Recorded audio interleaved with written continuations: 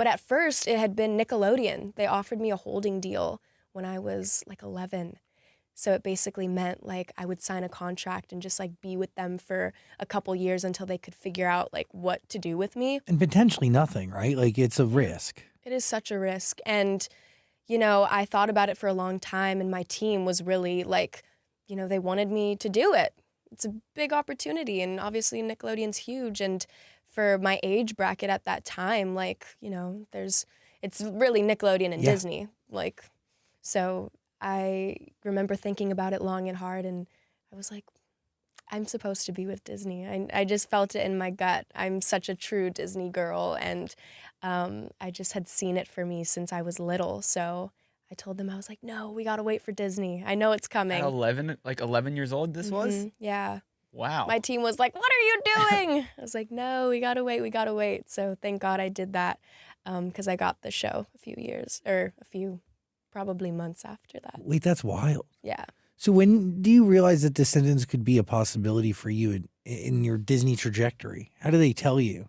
Because did you have to audition with other people or did they know that you were right for the role? Yeah, I did like a Zoom. I mean, the execs, like, they had seen me grow up because, you know, I had been with the channel since I was 12. So I think the cool thing about Disney is, like, once you're in the family, like, you're very much in the family and, you know, they think of you for other things and they're always, you know, kind of keeping you in their back pocket, which I think is cool. But after I did the Gabby Duran show, I thought that was it. I was like, okay, cool. I ended the show when I was 15.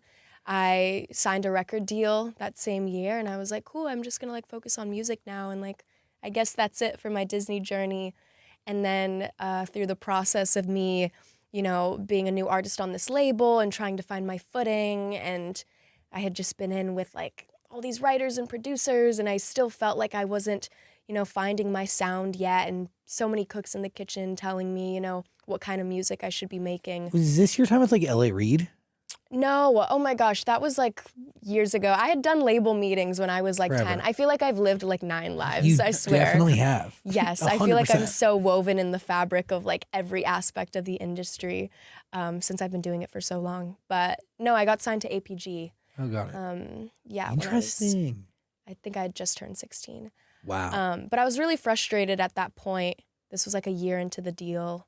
And I was just like, ugh, I feel like, you know I have a vision for myself. I know the kind of music I want to make, but there's, you know, so many politics in music as well, especially as a new artist. You do so much to kind of make the label happy and make other people happy. And I was just kind of like, ugh, I don't know what to do right now with my music. And kind of around that same time, Disney had circled back and they were like, hey, Kylie, like, we're doing a new season of High School Musical, the series. Like, there's this really cool part for you.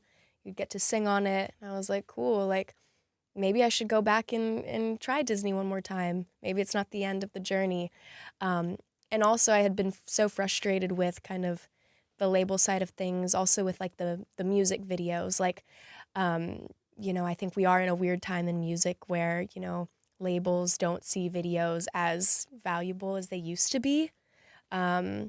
Which I get, but that's also the reason I became an artist, because music videos. I'm obsessed with music videos and the visual aspect and telling those stories through visuals, especially as a dancer. Like, I just want to make videos where I can dance.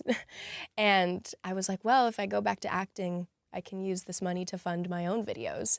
So I think that was also something that people don't know. I feel like people think like, yeah, but you know, that's the realistic part of it. And when Descendants also came around, that was after I had done High School Musical, and the execs were like, hey, we're bringing back Descendants, like, we'd love for you to read for it. And that's when I was like, oh, shoot, like, this is a huge deal, huge pressure, but, like, I'd love to read for it. I thought the character was sick to play the daughter of the Queen of Hearts.